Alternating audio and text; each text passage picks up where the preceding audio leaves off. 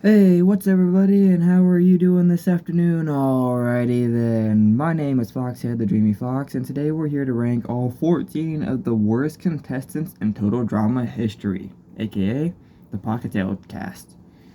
I'm not gonna lie, I didn't hate these guys as much as everybody else did, although, you know, I still did hate most of them, until I started doing these videos. And then I analyzed all the characters from a writing standpoint and found literally every single one, well, not great in this season, to say the least. This list was hard to make considering that there can only be one 14th place, and realistically, over half the cast qualifies for that spot.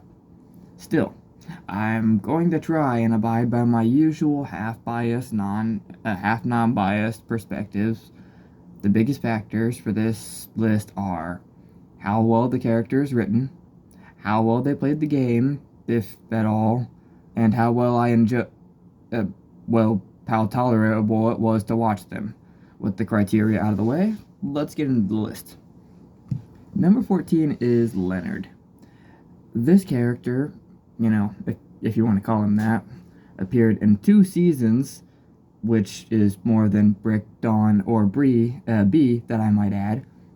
Um, he did absolutely nothing but cast imaginary spells. Stranger Things has shown us that not all D&D players are that annoying. Hell, not most actual LARPers are that annoying. I've babysat 6-year-olds who have more common sense than that.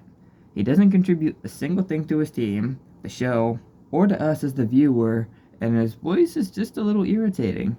The guy was eliminated second and still went too far in the game. And then in the Redonkulous race, instead of bringing back characters that make sense, like Eva, Tyler, Joe, Brick, Lightning, Sky, or literally anybody else but Leonard, they freaking chose Leonard. Um, I actually like Tammy more because at least she didn't say much and she got eliminated before she can get annoying. Hashtag Leonard sucks. Moving on. Nothing nice to say about this guy. Moving into number 13 is Rodney. Rodney is one of the many examples of a character who serves no purpose in this season. The guy's badly spoken romantic confessions are barely engaging in the slightest. They're annoying at best, and the only thing to his character are those confessions. I honestly wish I didn't have to rag on this cast so much, because on my first watch, I didn't completely hate them all. As a matter of fact, I kinda liked Rodney as a kid, but at the same time, I really can't think of anything positive to say about them, even considering like how I used to feel about them back in the day. Getting back to Rodney though, specifically, I actually did enjoy, you know, him, like I said, when I was a kid, because I had high hopes for him. I thought maybe he was gonna grow out of his shell at some point and actually, like, find the one girl he could talk to, but no, that never really happened. Um, I almost kind of feel bad for him, but he didn't really have much of a personality, and he's solely defined by his inability to speak to the girls on the island his entire run. Nobody even capitalizes on his size or farming background. Honestly, though, unlike Leonard, I felt like Rodney really could have shined more if the writing team cared a little bit more for this season. Moving into number 12 was somebody I debated putting at number 14, but I'll explain why he's not, and that's Beardo. Beardo is one of the few characters in Total Drama history with only a single episode to showcase himself, and honestly, that was enough. This guy's whole shtick is making sound effects. While they can be slightly humorous, they're not spread out, which causes them to be small little distractions rather than entertainment. On top of that, the guy barely speaks, only speaking a single line as he got eliminated. He didn't have any meaningful interactions either, leaving him as the best, and by best, I mean he definitely deserved to go home, first elimination of any Total Drama season. Bro didn't even have a legitimate name. He just was called Beardo. So, why does he rank higher than Rodney and Leonard? Well, he gets eliminated before he can become truly annoying. His design is sound, not good, but sound. And his one single line makes him much nicer and friendlier than over half this cast. So, yay for Beardo. Now, moving into number 11, we've got Topher, which is a character I would have ranked higher as a child, but, once you grow up, you start reevaluating your rankings. Topher is a well-designed character with an ego and oddly competitive streak, against Chris anyway. This may lead you to ask the question of why he's so low on my list then? And to that, I ask a counter question. Did you even watch this season? Topher is, in my opinion, the biggest wasted potential of the season. He could have been the big bad of the season, offering charm and fake deals to get by in the game instead of, Sugar being the main antagonist. What we actually got from Topher is basically nothing really. He barely participated in any challenges, and his only real plot line was wrapped in trying to replace Chris McLean as the host. Now, I do want to add, I get that was the point of his character, but for a contestant on the show, it didn't really work. He would have worked better as an intern, if that's the angle that they were going for. But that's just a quick side interjection. There are several other reasons for this problem. Like, it robbed Topher of valuable screen time. He didn't get to interact with any of his fellow contestants. He also didn't seem like a threat because he didn't do any challenges, and the plot line ended up going nowhere, which meant Topher spent all that time, and he made it that far in the game, doing nothing. Finally, the length of his stay was the deal breaker for me and why Topher ranked so low. Much like Beth from my OG cast member list, it's less that I dislike this character and more than that they went way too far while offering nothing. A winner should feel earned, like Heather or Priya, for example. And I get that Topher didn't win, but he still went way too far and came way too close to winning to justify him, actually. I don't know. I don't know where I'm going with that. We're just going to move on to number 10, which is a guy I'm sure everybody was expecting to be very low on this list. That's Dave. Which, you might be wondering. Dave? This guy is a mess. So why is he at number 10? Well, that's kind of why he's in the top 10, actually. It's bad when Dave is the one that cracks the top 10. Now, personally, I don't like Dave. But at the end of the day, here's what we got with Dave. Here's the timeline. At first, he was a germaphobe, a wimp, and a super judgmental guy. So, at that point, he's not very likable. And then he grows into this resentful, jealous, and a little crazy guy. So, I believe the point of Dave's character was just to be unliked to begin with.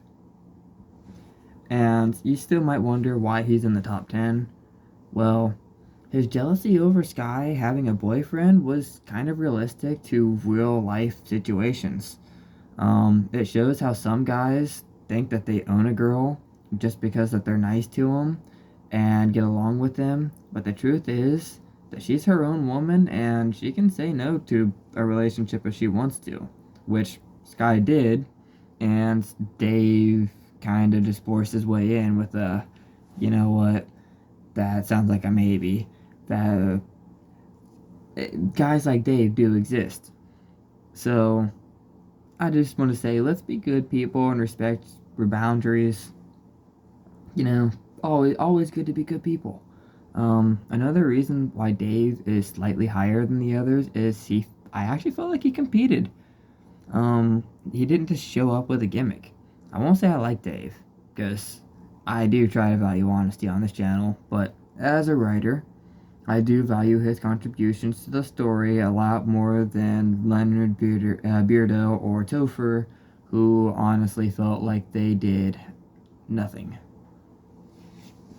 And Rodney is also on that list, so yeah. Now we're moving into Sugar. Number 9. Sugar is by far my least favorite antagonist in the entire series. I feel like someone took Owen, Scott, and Heather's personalities and put them into a blender, and this was the horrifying result that came from it. This is obviously more of a personal take, which I do try to avoid, but even with my personal bias out of the way, she's just not a great antagonist. First of all, most of her jokes really don't land for me. Maybe it's that I found the fat southern diva stereotype a little spirited. Sugar seemed beyond incompetent, made enemies with others for no reason, and acted more out of spite and mean spirit than actual game strategy. I think another thing for me is how far she made it in the game. It didn't feel earned like with Scott, who was actively manipulating the game, or Heather, which, ditto. Honestly, it felt more like the writers were just getting rid of their least favorite stereotype at the time rather than throwing together a coherent elimination order, but that's just me. Anyways, for all the crap I just gave Sugar, again, like Dave, I'm glad she was an active competitor in this season, so it felt slightly engaging to watch. Moving into number 8 is Scarlet. I had high hopes for Scarlet up until the episode Scarlet Fever. She was my second favorite character, only rivaled by Jasmine, which, spoiler alert, but anyway. And then she snapped. And just like that, everything that was great about her character just kind of disappeared. This was my biggest WTF moment in the season, maybe even the whole show. To me, this was like Pahkitew's version of Freak Zeke and Dakotazoid. It's a character change so drastic and out of nowhere that it's basically a completely different character entirely. The sad thing is, these characters, all three, had potential for more.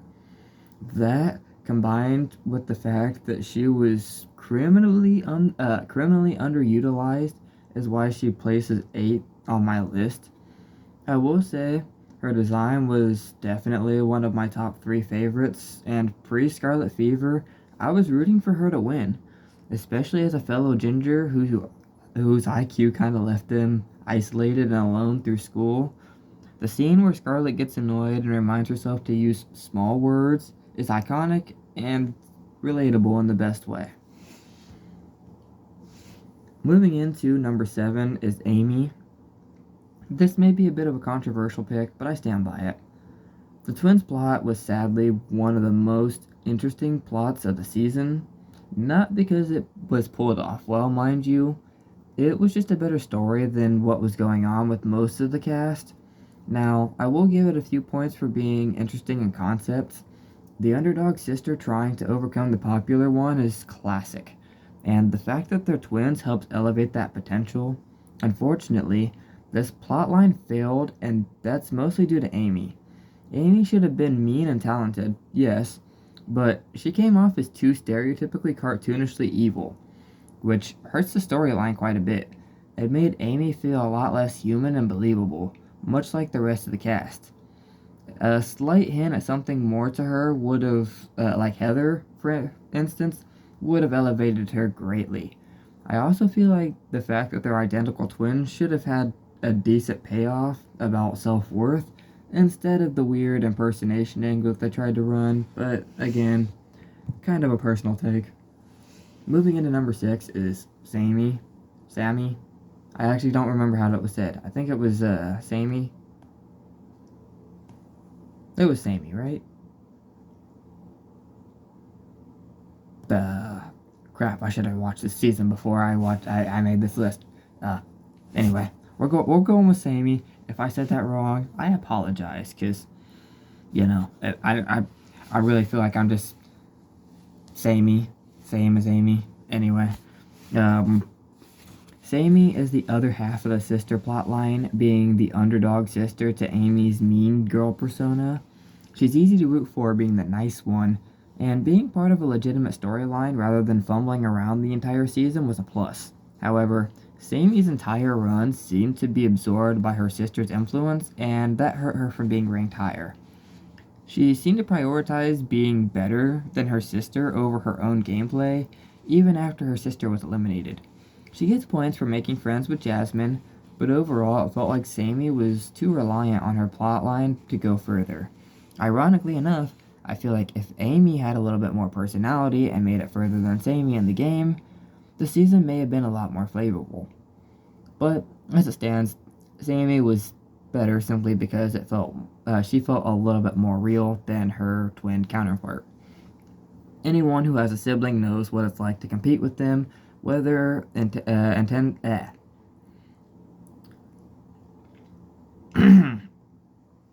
whether they intentionally do that or they unintentionally do it, or if they do it passively or intensively.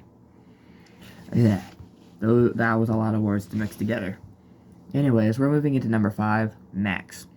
Max is admittedly a fun character at times. He's a kind, well-spoken boy at times, but he tries so hard to be evil. What sets him apart from Scarlett and Amy is he has personality outside of his supposed evilness. He's also very theatrical and over the top at times, which I liked, though possibly because he felt more like a character than most of the other stereotypes on the season.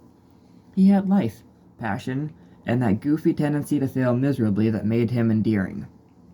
At times, he can feel a little bit more annoying, especially with the minion plotline with Scarlett, but overall, I won't lie, I love this guy for the most part. He's a decent blend of Dr. Evil and Bling Boy. Why can I not talk today? Which made me laugh, and above all, this is a character I'd actually believe as a Revenge of the Island cast member. The OG cast, the Revenge cast, the Pahkitew cast, the Redonkulous Race cast, and the Reboot cast all have their own individual feels, identities, and kind of quirks to them. But I feel like if I were to get rid of this season and disperse the characters to other seasons, Max would definitely go to the Revenge of the Island cast. Okay, I need to grab a drink real quick because I am stuttering over my words. I need a drink. Okay, I am so sorry about that little interjection and why I couldn't talk through that whole thing. I am trying to make this video relatively fast because I do have to work today, unfortunately. As a matter of fact, once I finish this video, I have to go get ready. And so I'm trying to talk a lot faster than I'm able to keep up with. And I didn't actually grab a bottle of water. Usually I got one handy when I make these videos, but I did not today. So we're moving into number 4.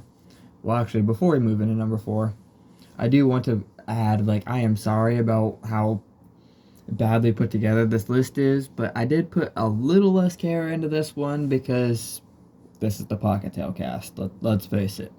So, I just want to, add my other videos. If this is the first one you're watching, they are going to be a little bit more professional. I promise. This one's just a little bit of a...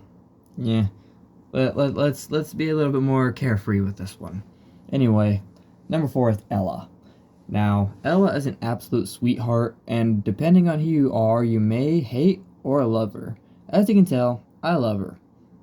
Now, Ella seems like a sheltered girl who hasn't been forced to or simply can't grow up, although I'm not sure if that's due to a mental disorder. I strongly think that Ella's personality seems to give off an Asperger's vibe. Also, sorry if I said that wrong, because that's how I've always heard it said. Could be wrong. Um, but I don't know if that was intentional or not. I just wanted to bring that up.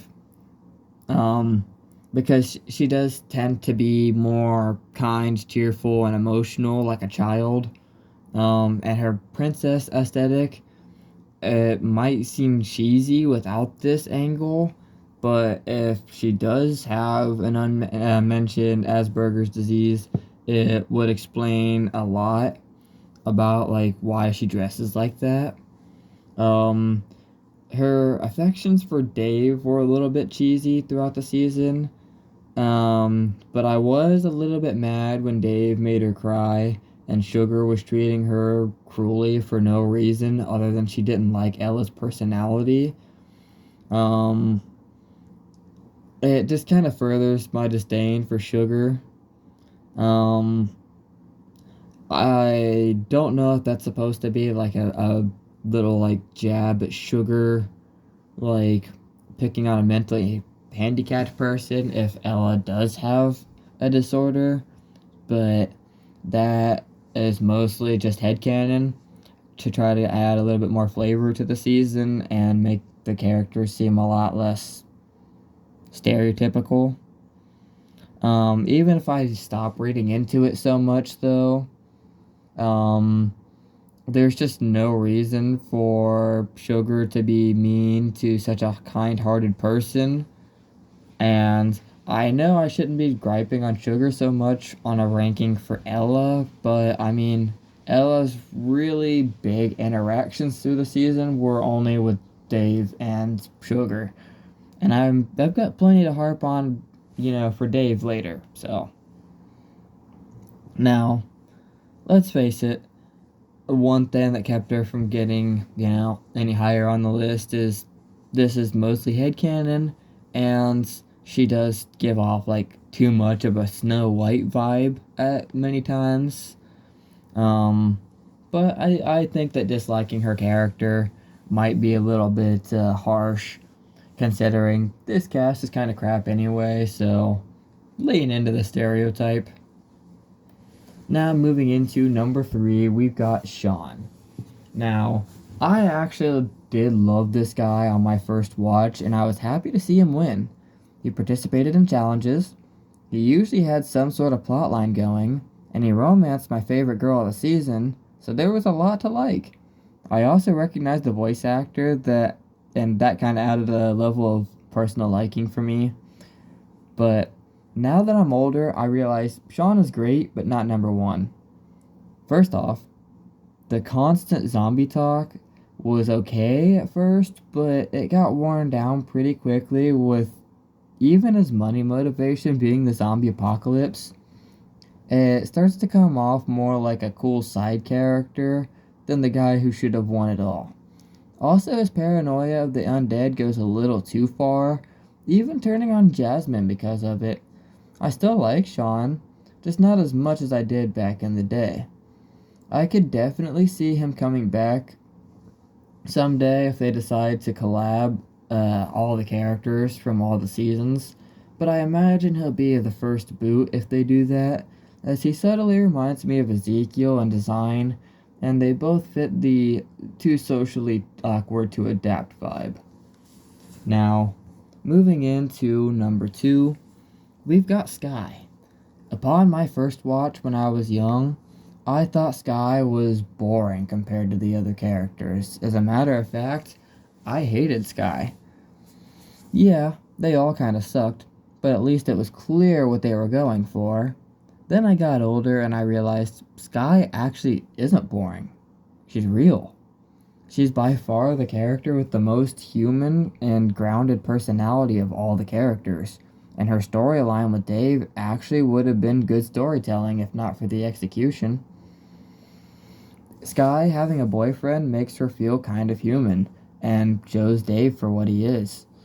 Somebody who thinks that you owe him something because he's nice to you. Someone who thinks that the world revolves around them.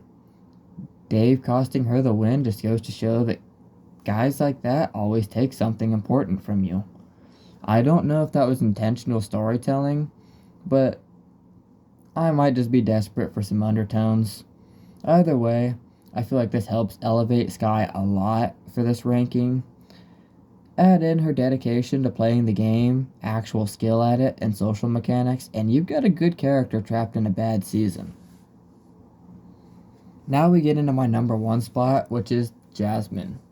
My personal favorite female contestant of all, you know, and I got a lot of reasons for this. First off, I loved her design, and I especially loved her accent. I gotta throw that in there. It really helped her stand out from the rest of the cast and feel more memorable. She also seemed very intelligent, physically capable, and she got with my favorite male contestant, which shows I have good taste. Joking aside, she was also a strong leader. Her only legitimate issue was that she was kind of too perfect. I'm not gonna lie, the fact that she's Australian really helped because this show doesn't have quite as much diversity as like Disventure Camp, for instance. So it's good to see somebody with different cultural backgrounds in the show. And overall, I just think it makes her one of the most memorable female contestants, maybe of all time. So given that, I just had to put her at the top of my list. And there you have it. Now, I know that some will agree with this list and most won't. That being said, that's the beautiful thing about individuality. We all have our own opinions, and that's what makes us unique.